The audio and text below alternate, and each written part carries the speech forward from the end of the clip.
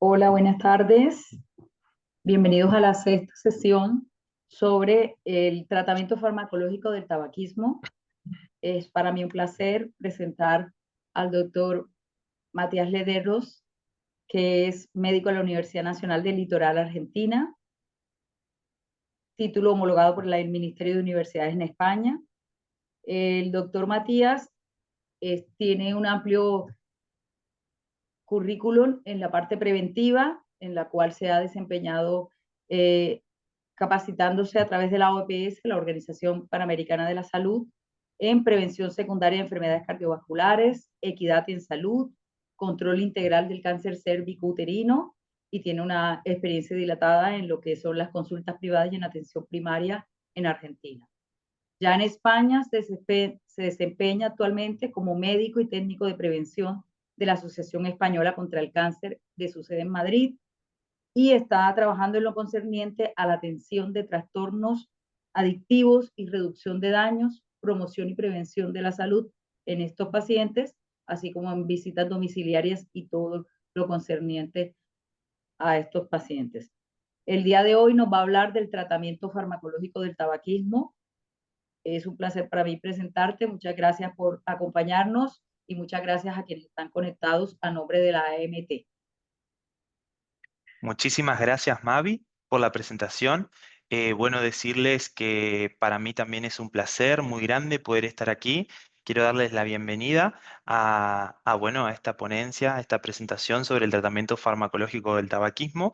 Y bueno, básicamente comentarles sí que el objetivo principal que tenemos es poder brindarles todos los conocimientos en términos generales y prácticos acerca de lo que serían estos tipos de tratamiento que tenemos a disposición hoy en día.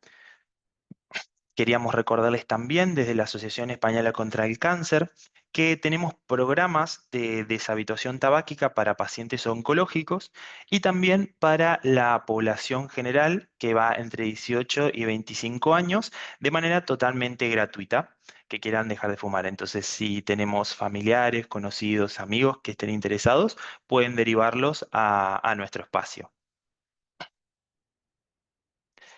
Poco para dar inicio, digamos, a esta presentación, vamos a ver un poco el índice y los puntos, los tópicos más importantes que vamos a tratar el día de hoy, entre los cuales se destacan.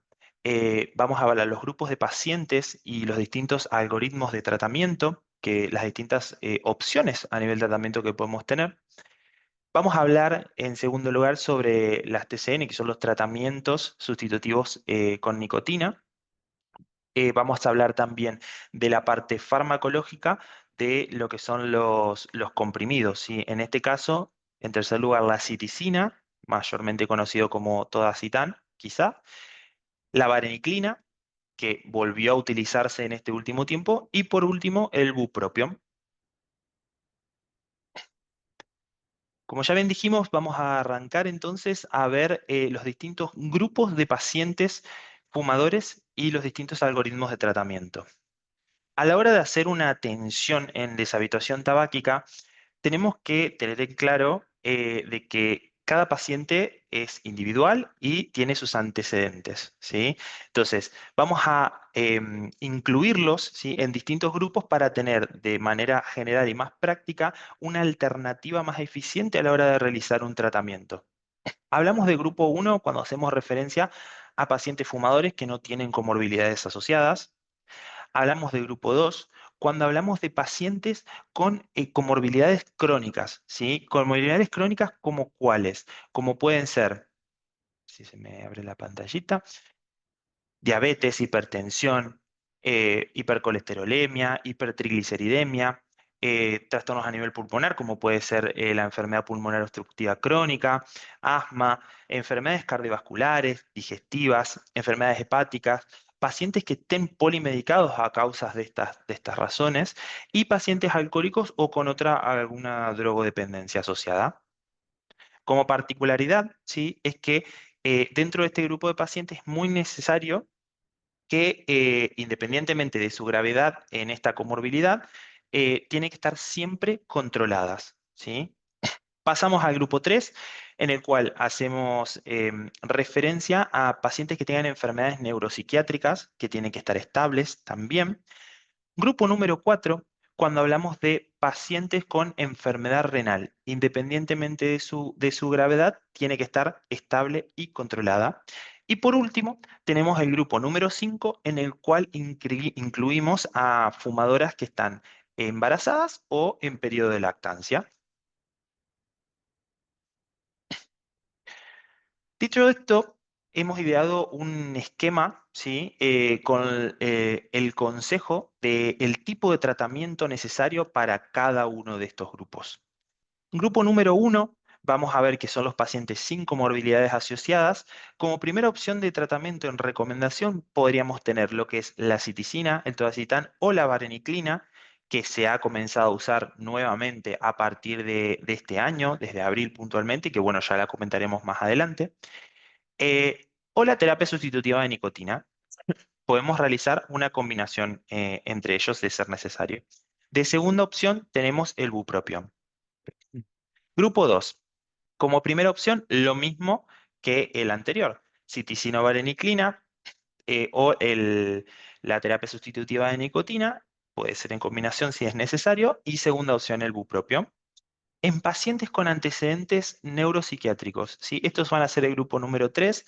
Vamos a tener que la primera opción va a ser la terapia sustitutiva de nicotina o el bupropión, y la segunda opción vamos a tener la citicina. Grupo número 4. La primera opción va a ser la terapia sustitutiva de nicotina o combinadas, ¿sí? Una entre ellas, o el bupropión. Y la segunda opción podríamos tener la citicina o vareniclina. Y el grupo número 5 vamos a tener que la primera opción siempre va a ser no utilizar ningún tratamiento, que eso es lo que falta poner aquí escrito. Están contraindicados los tratamientos, digamos, en mujeres embarazadas o en lactancia de comprimidos, ¿sí? Pero em, hay que evaluar riesgo-beneficio eventualmente para utilizar la terapia sustitutiva de nicotina. Tiene que ser siempre controlado por un profesional de la salud. Dicho esto, vamos a evaluar un posible algoritmo de elección del tratamiento. Si tenemos una mujer embarazada en periodo de lactancia, ¿sí? Lo primero que podemos utilizar, ¿sí? Es una intervención cognitivo-conductual. Eso es fundamental, hacer una terapia combinada, ¿sí?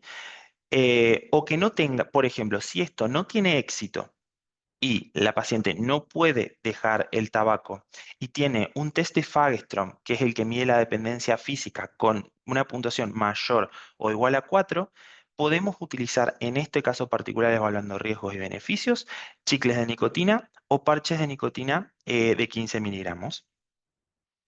Eventualmente, si tenemos una enfermedad neuropsiquiátrica estable y controlada o una enfermedad renal, podemos utilizar terapia sustitutiva de nicotina combinada o con bupropión, o también, depende cada situación, citicina o vareniclina. Siempre tenemos que descartar que haya insuficiencia renal o una patología psiquiátrica asociada. En el caso de que si se presentan otras enfermedades crónicas o controladas, ¿sí? Vamos a tener el grupo 1 y el grupo 2, a los cuales, a modo de repaso, terminamos diciendo de que podemos utilizar la citicina o vareniclina con o sin la terapia sustitutiva de nicotina combinada y el bupropión como segunda opción. Dicho esto, ¿cuáles serían entonces las distintas terapias para dejar de fumar? Y vamos a dar inicio, digamos, a explicar cada una de ellas. La nicotina, ¿sí? Es la sustancia que tiene el cigarrillo, ¿sí? Que es lo que provoca la adicción en las personas cuando se inhala el humo. Tan solo en 8 segundos llega a los receptores que tenemos en el cerebro, nicotínicos. ¿Y qué es lo que sucede? La nicotina va a pasar a lo que sería el torrente sanguíneo y puede producir concentraciones plasmáticas entre 25 y 30 nanogramos por mililitro. Hay estudios que han demostrado que los fumadores en rangos de concentraciones tienen aproximadamente entre 20 y 40 nanogramos por mililitro. Pero ¿para qué les quiero contar esto? Porque muchas veces, o sea, son necesarios niveles entre 10 y 15 nanogramos por mililitro para no producir abstinencia. Entonces, diciendo esto, quiero dar paso a explicar el tratamiento sustitutivo de nicotina, porque en muchas circunstancias, cuando llega un paciente a la consulta, me dicen, ¿cómo doctor? ¿Me quiere dar nicotina cuando yo en realidad me la quiero sacar? Bueno, pero no es tan así.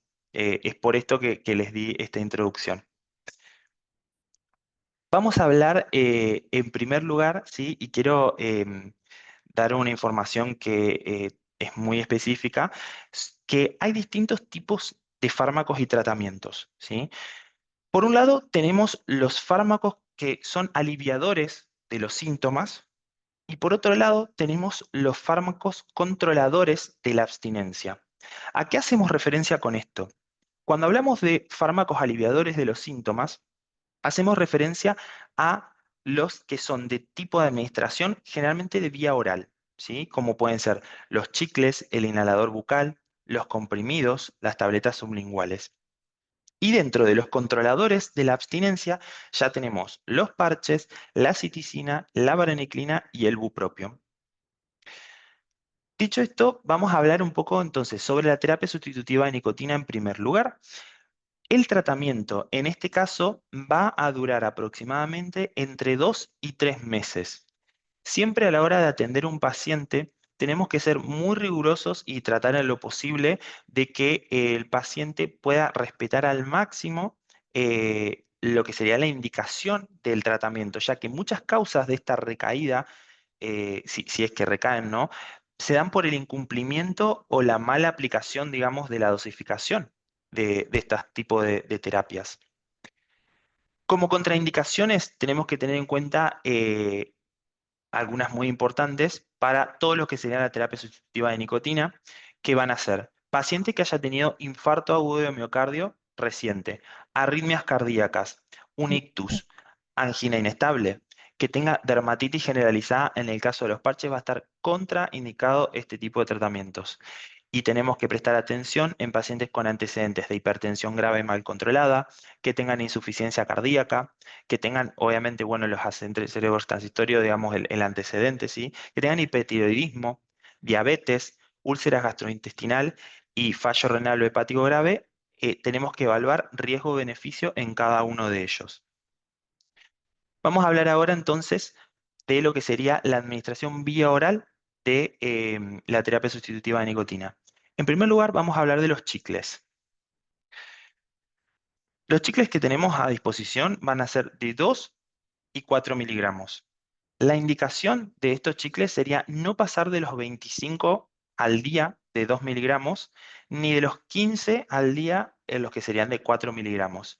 Luego del tratamiento que se da en unos 3 meses, que serían unas 12 semanas, tenemos que disminuir la cantidad para sacarlos, digamos, del tratamiento al paciente.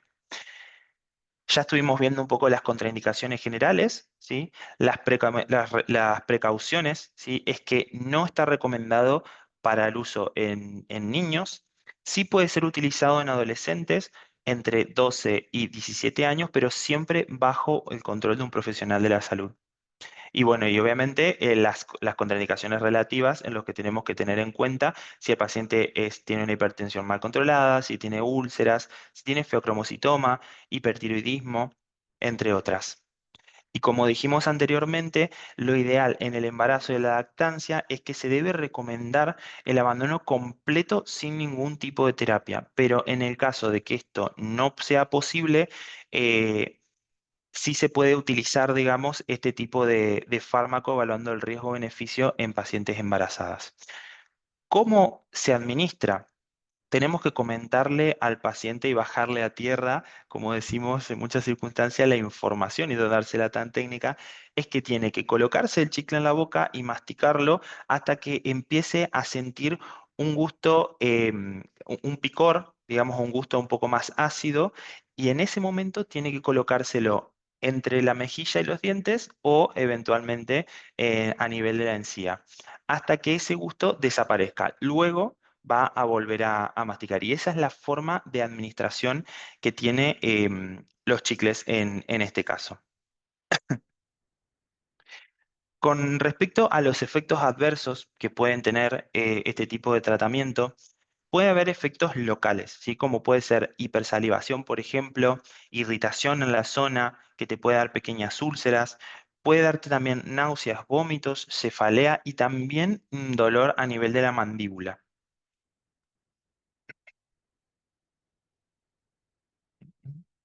Vale, continuamos entonces con lo que serían los inhaladores bucales. Los inhaladores bucales, cada aplicación corresponde a 1 miligramo y en términos generales quiero que se queden con esto. Un cigarro convencional corresponde a 1 miligramo de nicotina, ¿sí? Entonces, de ahí podemos hacer la conversión aproximada de la cantidad, de la dosis que consume cada paciente día a día. Vamos a ver que tenemos en cuanto a la duración distintas fases en el tratamiento. Tenemos la fase uno que es entre la una y la sexta, entre la primera y la sexta semana de tratamiento, que vamos a utilizar una o dos pulverizaciones cuando el paciente tenga ganas de fumar. Ya luego en la fase 2 que va entre la séptima y la novena semana, el objetivo es reducir el número de esas pulverizaciones hasta conseguir que en la semana 9 se hayan disminuido al 50% la de la fase número uno. Y ya en vistas al fin del tratamiento, en la fase 3 que sería entre la décima y la doceava eh, semana, vamos a continuar reduciendo las pulverizaciones hasta que sean 4 al día solamente y luego a partir de la 12 ya dejarlo.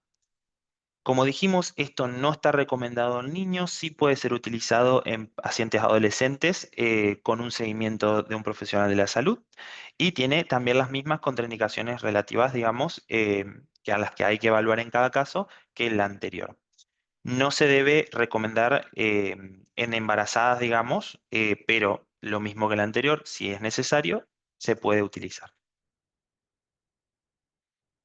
Como efectos adversos del inhalador bucal, vamos a encontrar que es muy frecuente que se den hipo, por ejemplo, hormigueo e inflamación en la zona de administración y puede también haber sequedad en el nivel de la boca y garganta. Luego continuamos con lo que serían los comprimidos. Los comprimidos tenemos distintas presentaciones. Tenemos de 1, de 1,5, de 2 y 4 miligramos. Tenemos que siempre probar pautas fijas de administración. ¿Qué quiere decir esto? Es utilizar un comprimido cada 1 o 2 horas si vamos a utilizarlo en monoterapia.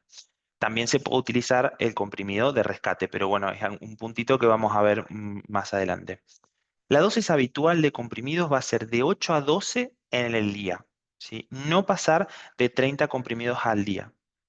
Hay que disminuir gradualmente luego de 3 meses de tratamiento, de esas 12 semanas. Como efectos adversos, podemos encontrar que tenemos efectos gástricos, por ejemplo, náuseas, vómitos, pirosis, el hipo, efectos locales como hipersalivación, irritación, úlceras, también muy similares a lo que sería el inhalador. Las contraindicaciones ya las estuvimos nombrando, son similares a todas las terapias de TCN y lo mismo en el caso de el embarazo. Como dato de color, ¿sí? Es que nosotros tenemos que decirles a los pacientes que van a tener que tener paciencia a la hora de la administración de este comprimido, porque estos son comprimidos para chupar. ¿Qué quiere decir? Que tardan aproximadamente en absorberse entre 15 y 20 minutos, ¿sí? Para consumirse. Entonces, si el paciente no va a ser igual si el paciente está con mucho síndrome de abstinencia, con muchos síntomas y se quiere mandar ese comprimido, no, tiene que tener en cuenta de que tiene un tiempo hasta hacer el efecto completo. Y por último tenemos las tabletas sublinguales que son muy similares a lo que serían los chicles. Ya pasando a la vía transdérmica, vamos a encontrar los parches. Los parches tienen... ay, aquí es. Vamos a hablar sobre las características primero de los parches y luego cómo le transmitimos a los pacientes la forma de administración. Tenemos parches de 24 horas y de 16 horas, ¿sí?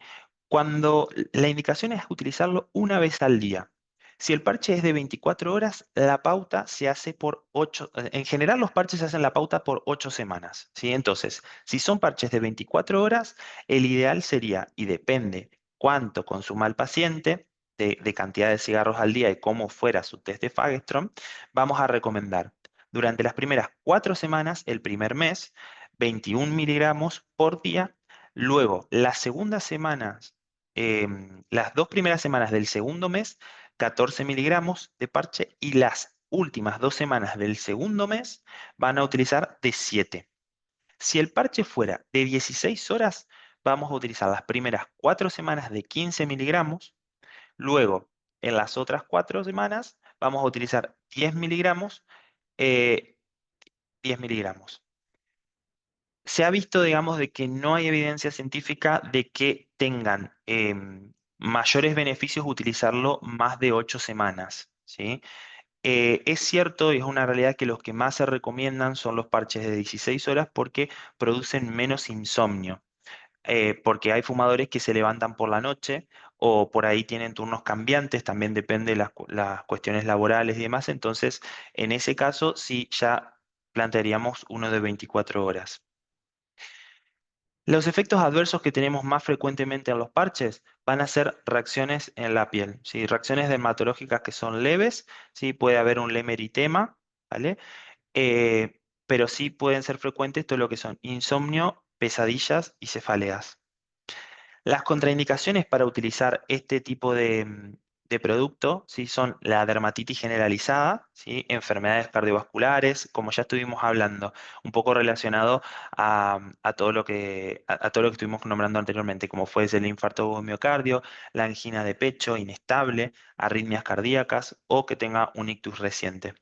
Lo mismo sucede con el tema de las embarazadas, se evalúa el riesgo-beneficio. Ahora sí, vamos a ver las recomendaciones sobre los parches de nicotina.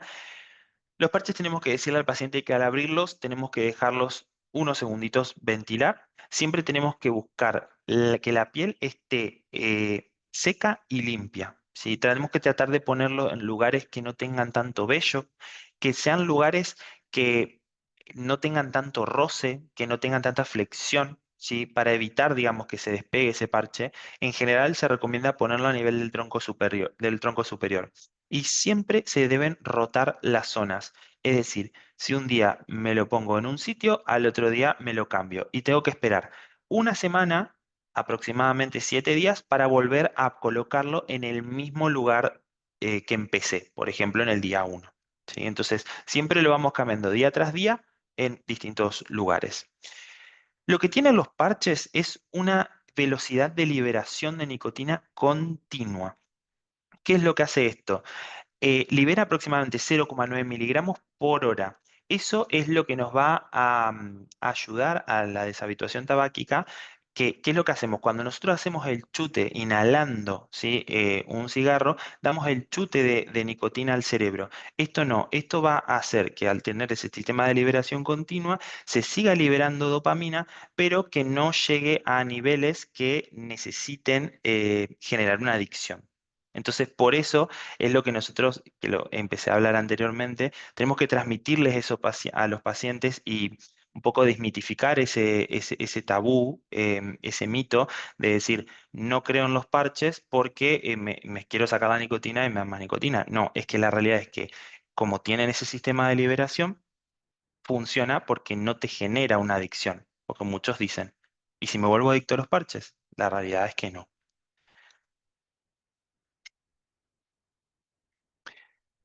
Vamos a valorar un poco las ventajas de los parches de nicotina.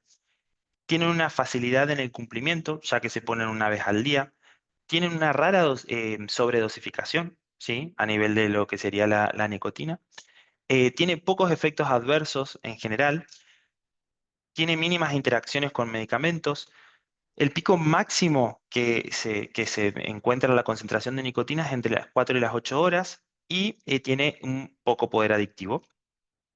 Los inconvenientes pueden ser de que haya una dosificación inadecuada, que me ha pasado con varios pacientes que tienen que cambiar la dosis y se siguen comprando el de la dosis más grande, por ejemplo. Y bueno, y la precaución principal es la recomendación en realidad es no fumar durante el tratamiento, porque si nosotros estamos administrándole al organismo nicotina por vía del parche, estamos haciendo un exceso de administración a través del cigarro. Y eso tenemos que explicárselo a los pacientes para que sean conscientes de los posibles efectos que esto puede traer.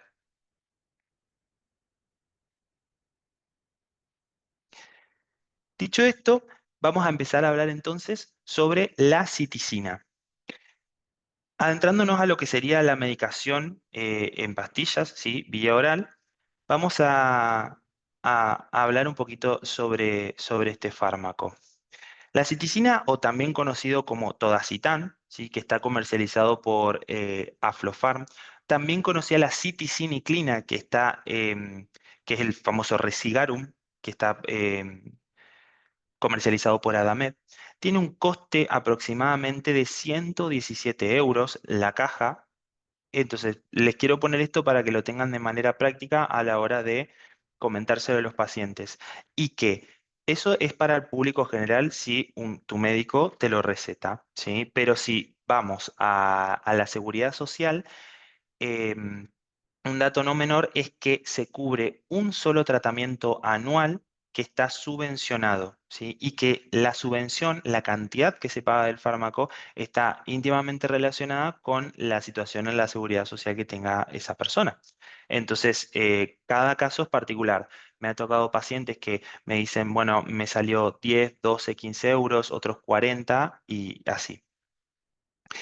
Para empezar a hablar un poquito más profundo de la citicina, y también de la vareniclina, ¿sí? Porque mantienen la misma función, son un antagonista parcial de los receptores de nicotina, de acetilcolina, específicamente los alfa 4 beta 2. Se comportan como un antagonista en presencia de nicotina, ¿sí? Reducen la liberación de dopamina y por tanto reducen lo que sería la recompensa obtenida por la nicotina. Y de ahí es lo que se produce la disminución en la adicción, ¿sí? No es que nos quita la dopamina de manera inmediata, sino que eso nos ayuda básicamente en este cuadrito lo podemos ver, ¿sí? Ayuda a que la dopamina se siga liberando, entonces podamos disminuir los síntomas de la abstinencia. Agonista parcial de los receptores. Tenemos como agonista parcial de estos es que sigue liberando dopamina, entonces disminuyen los síndromes de abstinencia, lo que les estuve diciendo recién. Y antagonista es porque compite con los receptores con la misma nicotina. Entonces esto disminuye el placer a la hora de fumar. Vamos a hablar un poco sobre los mecanismos del efecto antitabaco, ¿sí? Que tiene la citicina, el todacitán. Tenemos un paciente, por ejemplo, que fuma. Paciente que fuma, este paciente le administra nicotina a su organismo. Entonces, ¿qué sucede en el sistema mesolímbico? Es que se aumenta la liberación de dopamina. Entonces, esto es lo que hace la recompensa positiva y favorece a lo que es la adicción. Ya en presencia de citicina, que bueno, ya vamos a ver cómo es la administración, hago un spoiler, que en los primeros 5 días se está habilitado para fumar, en los primeros 5 días de tratamiento, tenemos que hay una liberación de dopamina y acuérdense de que la citicina compite contra la nicotina. Entonces, ¿qué es lo que va a suceder? Va a haber bloqueo de los efectos del refuerzo de esa nicotina. Ya luego, cuando hay ausencia de nicotina, cuando el paciente deja de fumar a partir del 5.º día, sigue habiendo una liberación de dopamina que no va a ser igual a la que tiene, digamos, fumando de manera convencional sin el fármaco, pero va a seguir estando. Y esto va a ser lo que a nosotros nos permite conseguir esa atenuación de síntomas, ¿sí? Los síntomas mismos de abstinencia y de la ansiedad que genera. Ya cuando el paciente, y ahí está la diferencia, cuando el paciente tiene ausencia de la nicotina, disminuye la liberación de dopamina, entonces tiene todos estos síndromes el síndrome de abstinencia y la ansiedad. Vamos a decir un poco de información relevante de la citicina, ¿sí? Que es uno de los fármacos más utilizados para la deshabituación tabáquica. Las náuseas son menos frecuentes, ¿sí? Entre el 90 y el 95% se elimina por la orina, ¿sí? Sin metabolización hepática. Eso es importante a la hora de saber a qué paciente recomendar y no. Y se hace solamente una pauta de 25 días, lo que esto, sí es cierto, favorece mucho la adherencia al tratamiento por ser más corto. Las contraindicaciones a utilizar este fármaco, básicamente similares a las que estuvimos hablando anteriormente. Que tenga intolerancia al principio activo de la citicina, que tenga el paciente angina inestable, antecedentes de infarto o de un ictus reciente, arritmias, ¿sí? Que tengan una relevancia clínica, que sean de difícil tratamiento, en el embarazo o lactancia está contraindicado este tratamiento y voy a agregarle dos más. No está recomendado en pacientes mayores a 65 años, ¿sí? Y tampoco está recomendado en pacientes que están en tratamiento con antituberculosos. Con respecto a la insuficiencia renal, un dato no menor, y hepática, no hay evidencia científica suficiente que avale, digamos, el suministro de este fármaco para estos pacientes. Entonces, por ende, no se recomienda. Un poco más hablando sobre evidencia científica, es que la citicina prácticamente fue entre 3 a 4 veces más eficaz que el placebo, ¿sí? La citicina es superior a la terapia sustitutiva de nicotina. Los pacientes tratados con citicina a los 6 meses han sufrido menos recaídas que con la terapia sustitutiva de nicotina. Se ha demostrado que la citicina tiene menor cantidad, o sea, de efectos adversos, ¿sí? Menor frecuencia, y que solo el 3,8 de los pacientes tratados con citicina presentaron náuseas, ¿sí? Suele ser uno de los efectos adversos que más molestan a los pacientes. Entonces, ¿cómo tomamos el todacitán o la citicina?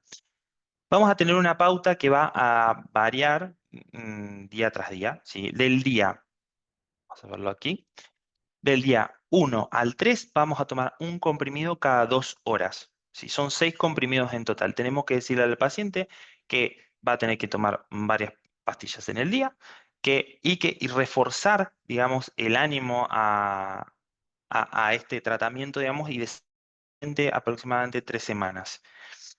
Del día 4 al día 12 va a tomar el paciente un comprimido cada 2 horas y media, 5 comprimidos al día.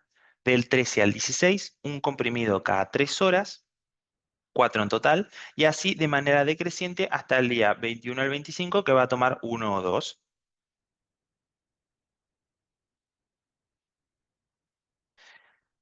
Dicho esto, vamos a pasar ahora a hablar sobre la vareniclina. La vareniclina, quizás muchos conozcan su nombre comercializado en el pasado, que es el famoso Champix. Bueno, la vareniclina, básicamente, como estuve diciendo cuando hablamos de citicina, tiene un mecanismo de acción similar a lo que sería este otro fármaco, la citicina. Acordémonos, para hacer un poco de refresco, es un fármaco, digamos, que es agonista parcial de los receptores, ¿sí? Tiene básicamente los receptores serían los alfa 4 beta 2 y cumplen la misma función. Va a competir contra la nicotina cuando están las dos a la vez y luego lo que va a generar es un nivel de dopamina no igual a cuando se fuma, sino que constante. Y eso es lo que nosotros buscamos para la deshabituación tabáquica para disminuir los síntomas. Y ahora vamos a hablar un poco sobre las características, ¿no? Bueno, la vareniclina, ¿sí? Hoy en día, a partir de abril de este año, se volvió a habilitar su comercialización. Actualmente se está comercializando por los laboratorios Normon y Viteki. Tiene un coste para la población general, ¿sí? Tenemos distintos tipos, ¿sí? Para un mes entre 56 y 58 euros y los que duran para los 3 meses son 182 euros aproximadamente. Vienen comprimidos, la presentación es de 0,5 y de 1 miligramos y te cuento por qué. Ya dijimos que este tratamiento dura 3 meses, son 12 semanas. Entonces, se inicia 1 o 2 semanas antes de comenzar el día D y del día 1 al 3 vamos a tomar 0,5 miligramos al día. Del 4 al 7, cuando completamos la primera semana, ya son 0,5 miligramos cada 12 horas. Y desde el día 8 hasta el final se toma 1 miligramo cada 12 horas. Si el paciente presenta mucha cantidad de efectos adversos, sí está habilitado para que tome 1 miligramo al día. ¿Cuáles son esos efectos adversos? Pueden ser náuseas, vómitos, cefalea, insomnio, ¿sí? Sueños anormales o pesadillas, ¿sí? Estreñimiento, flatulencias. Está contraindicado únicamente en pacientes que tengan hipersensibilidad, ¿sí? Y en general no se recomienda para utilizar en pacientes menores de 18 años y obviamente no en embarazo y lactancia. Y ahora, ¿qué es lo que sucede cuando el paciente tiene insuficiencia renal? ¿Podemos utilizarlo? La respuesta es sí, pero depende. Si el paciente tiene una insuficiencia renal leve con un aclaramiento de creatinina que va entre 50, mayor de 50 y menor o igual a 80 mililitros por minuto, y también si el paciente tiene una moderada con un clearance de entre 30 y 50, no es necesario el ajuste de dosis. El fármaco se puede utilizar igual, ¿sí? Solamente en pacientes que presentan muchas reacciones adversas, ¿sí? Por más de que tenga una insuficiencia renal leve o moderada, ahí sí podemos reducir a 1 miligramo día y no cada 12 horas.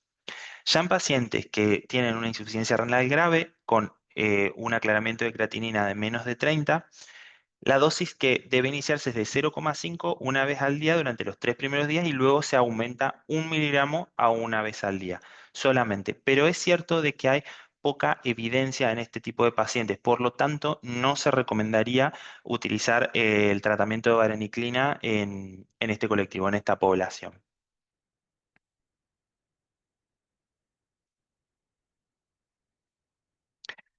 Y ya como para dar un cierre, vamos a hablar sobre el último fármaco, sí, que es el bupropión.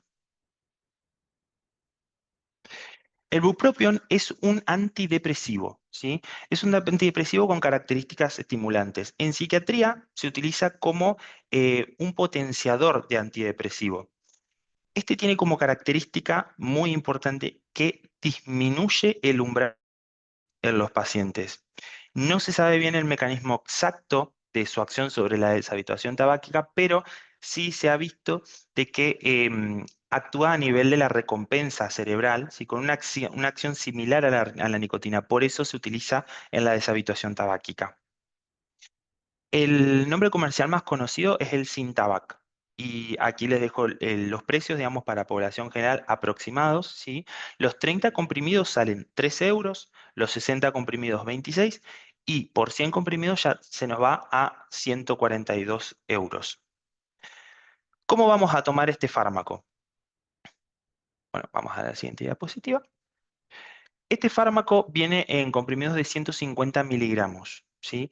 La dosis que se tiene que utilizar es 150 miligramos por la mañana durante los 6 primeros días. Luego vamos a utilizar 150 miligramos 2 veces al día y tiene que estar separada por 8 horas, ¿sí? Mínimo.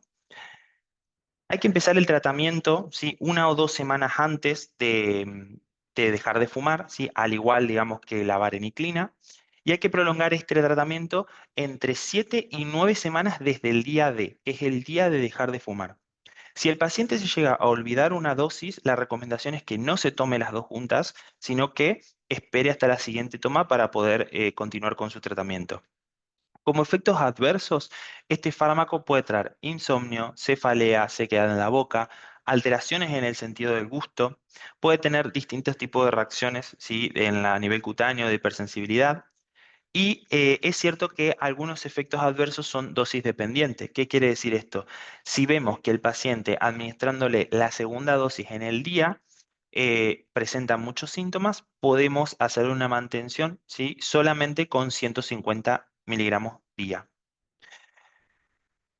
Este fármaco tiene muchas contraindicaciones, ¿sí? Una de las principales, bueno, es la hipersensibilidad al producto.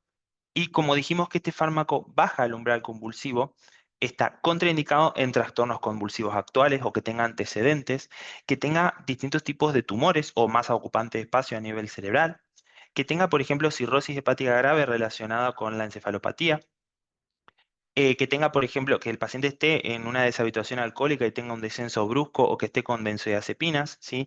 Que tenga diagnóstico actual o previo de anorexia o bulimia. Este fármaco está relacionado con la bajada de peso y quita la saciedad. Entonces, por eso está contraindicado en este tipo de pacientes. También en pacientes que estén utilizando inhibidores de la monoaminoxidasa en los 14 días previos y que tenga historia de patología de trastorno bipolar.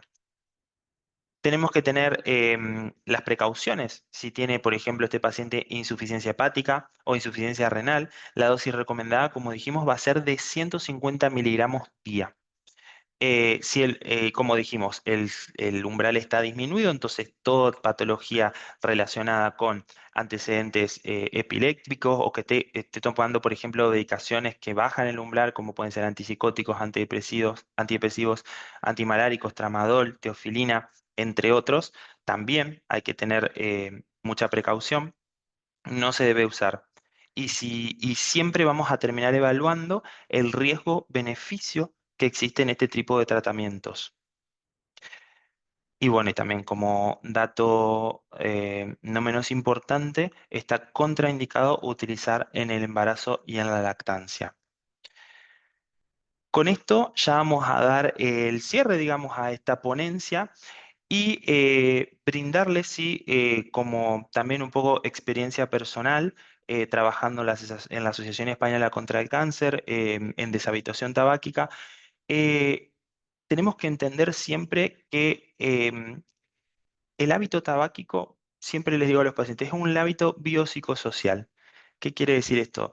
Nosotros tenemos que trabajar en distintas ramas de la adicción. ¿Sí? Nosotros aquí en la Asociación Española contra el Cáncer lo que hacemos es una terapia combinada que consta de una parte médica y una parte psicológica, y eso se ha visto que ha tenido muy buena tasa de efectividad, porque no solamente el paciente experimenta una adicción a nivel biológico, a nivel físico, sino que es muy importante prestar atención lo que sería la adicción o la dependencia a nivel mental que esto genera.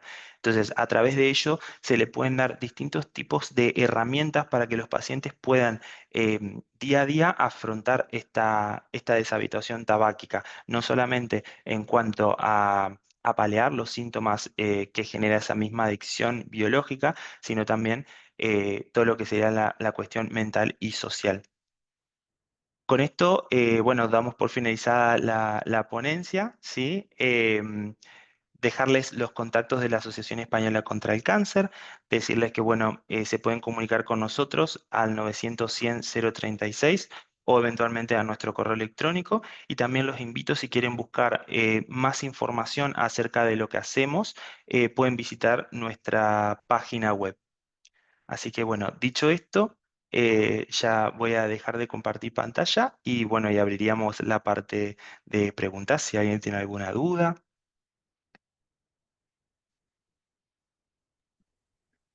Buenas tardes, Matías, muchas gracias. Hay una pregunta en el foro que dice, ¿por qué se suspendió la comercialización del Champis? Vale. La comercialización del Champix se suspendió porque se había estudiado en su momento de que tenían distintos componentes entre los cuales los llamados nitrosaminas, ¿sí? Que bueno, se estudiaron que eran cancerígenos. Entonces, a raíz de esto se dio de baja. Es cierto también de que, a ver, y esto es más un poco, quizá no tengo la evidencia científica, pero hablaba mucho de patentamientos, digamos, de porque distintas cuestiones de patentamiento económicas, eso llegó a su fin, entonces no se utilizó más. Pero bueno, a partir de este año, la farmacéutica Normon y ahora Viteki, que son las que sé que están comercializando la vareniclina, lograron reestructurar este fármaco, entonces por eso se volvió a habilitar.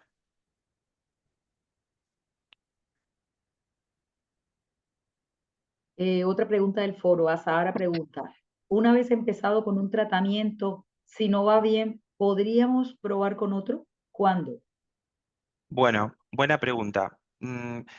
Los tratamientos, habría que ver a qué hace referencias cuando no va bien el tratamiento, porque se sobreentendería, digamos, de que cuando iniciamos un tratamiento el paciente lo debe de terminar, ¿sí? Pero puede tener recaídas, ¿sí? ¿Qué es lo que significa esto? Si el paciente no deja de fumar, por ejemplo, según la bibliografía, en el caso de, por ejemplo, el Todacitán, podría ser utilizado luego de 3 meses. Es un poco relacionado con lo que hablé anteriormente de que em, en este caso, o sea, las subvenciones, si los fármacos están subvencionados solamente una vez al año. También lo que puede ocurrir es que si nosotros estamos haciendo un tratamiento en un paciente que tiene alta dependencia a la nicotina, que, bueno, le cuesta mucho, que fuma mucha cantidad al día, se puede hacer la combinación con los TCN. Podemos dar algún tratamiento como, por ejemplo, comprimidos de rescate de manera puntual. En el caso de que el paciente esté utilizando, por ejemplo, solamente parches como monoterapia y tiene muchos síntomas físicos de abstinencia, podríamos utilizar rescates, ¿sí? Con comprimidos de nicotina, por ejemplo. Siempre tratando de ser lo más, evaluando bien la cantidad que el paciente fumaba para brindarle esa misma cantidad de nicotina para su tratamiento. Otra pregunta, María del Pilar Delgado pregunta, ¿hay que indicar en Todastan que no se consuma por la noche? ¿Y consideras añadir una benzodiazepina para conciliar el sueño? Perdona, ¿se me entrecortó la primera parte? Que pregunta María del Pilar, ¿hay que indicar en Todacitán que no Sí. se consuma por la noche? Sí, en general el Todacitán, digamos, a ver, se va un poco arreglando con el paciente, ¿sí? Al principio, nosotros le preguntamos al paciente a qué hora se levanta, cuál es el cigarro, digamos, que más le costaría dejar. Entonces, desde ahí se tendría que aconsejar siempre tomar la medicación cada tantas horas, ¿sí? Durante el día. Con respecto a si puede generar insomnio o no, hay que evaluar cada situación en particular, digamos, y muchas veces lo que se suele usar puede ser la trazodona, por ejemplo, o también, a ver, he tenido pacientes, digamos, que sus mismos médicos de cabecera también han puesto benzodiazepinas, pero bueno, hay que evaluar bien los antecedentes del paciente y a qué nos enfrentamos en cada caso. Muchos utilizan también, por ejemplo, la melatonina y también, a ver, lo principal que se debe aconsejar es siempre hacer un tratamiento no farmacológico en principio, sino que hacer una buena higiene del sueño para poder intentar paliar estos síntomas de menos a más. Bueno, de todos los tratamientos que has mencionado, ¿cuáles están financiados actualmente por la Seguridad Social? Pregunta Palmira Martí. Bueno, los tratamientos financiados por la Seguridad Social estaría en lo que sería el Todacitán, la vareniclina y también el bupropión. Lo que no está financiado son los parches y bueno, lo que serían los TCN en general. De hecho, para utilizar parches no se necesita ni siquiera receta médica. El paciente lo puede adquirir yendo a comprarlo a la farmacia. Pero, como dije, están financiados solamente una vez por año y bueno, ya tendría que esperarse y si no, o pagarlo completamente si el paciente necesita volver a utilizar algún fármaco. Y en otra pregunta, Sara pregunta, tras tomar cisticina para el síndrome de Craving, ¿qué tratamiento se podría recomendar? Para el síndrome de craving. El craving se denomina a lo que serían esas ganas imperiosas que tiene el paciente de fumar, ¿sí? Se pueden utilizar, bueno, nosotros siempre, como hacemos una terapia combinada, ¿sí? Siempre vamos a tratamientos o a técnicas y herramientas no farmacológicas, ¿sí? Pero eventualmente se puede, o sea, lo ideal sería respetar el tratamiento como debe ser, porque muchos pacientes a veces empiezan a tomar el tratamiento y siguen fumando, digamos, por ejemplo, la citicina. El caso particular es que los primeros 5 días se encuentra habilitado fumar, ¿sí? Luego de ese día ya no pueden fumar más porque potencian la posibilidad que aparezcan efectos adversos. Sí se podría llegar a combinar eventualmente, depende el grado de dependencia física del paciente que se mide a través del famoso test de Fagerström y si tiene muchos síntomas, alguna TCN. O sea, podríamos utilizar o algún comprimido en dosis puntual, como por ejemplo para poder evitar, digamos, que, bueno, el paciente esté muy sintomático. Bueno, otra pregunta personal. Matías, Sí. en los casos donde ha habido recaídas, ¿tú Ujú. recomiendas que se pueda iniciar nuevamente con el mismo tratamiento farmacológico que tuvo o es recomendable cambiar el medicamento? Mira, bueno, según la bibliografía, está descrito que, por ejemplo, en el caso del Tavasitán, se puede a partir de los 3 meses. En lo personal, yo no lo utilizo, siempre trato de esperar un tiempo más y generalmente puedo hacer una rotación, digamos, ya que tenemos otras posibilidades de lo que sería el fármaco. Por ejemplo, si el paciente es apto, podría utilizar, por ejemplo, la vareniclina. Siempre tenemos que evaluar los antecedentes bien. Me ha pasado que, bueno, como experiencia personal de una paciente que me ha dicho, empecé a tomar en el año, no me acuerdo, 2018, 2017, Champix y a las 2 semanas tuve un infarto, por ejemplo. Entonces, bueno, como experiencias de ese tipo ha habido, sí, y en lo personal me ha tocado, entonces siempre es necesario hacer una correcta anamnesis del paciente. Eventualmente, bueno, en mi caso, como trabajamos en la Asociación Española contra el Cáncer, no tenemos accesibilidad a lo que serían los informes o los registros del paciente, entonces siempre solicito un último informe para evaluar bien los antecedentes y ver para qué el paciente es apto, para qué tipo de tratamiento.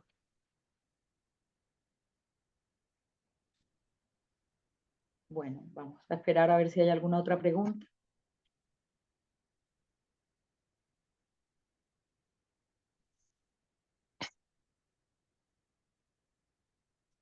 Bueno, Matías, parece que no hay ninguna otra pregunta en el público. Te agradecemos muchísimo tu participación y a todos los asistentes a esta sesión.